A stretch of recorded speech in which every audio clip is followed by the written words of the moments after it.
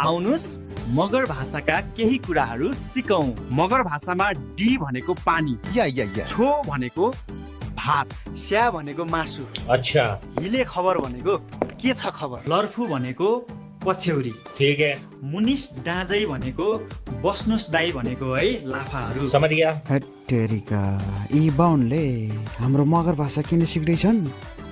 केही त पक्कै छ।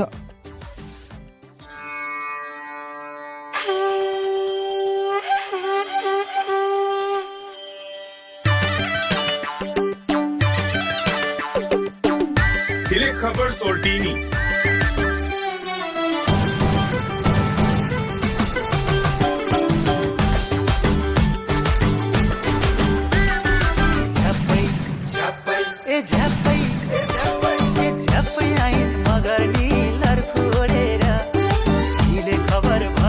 हिले खबर सोल्टी राजा।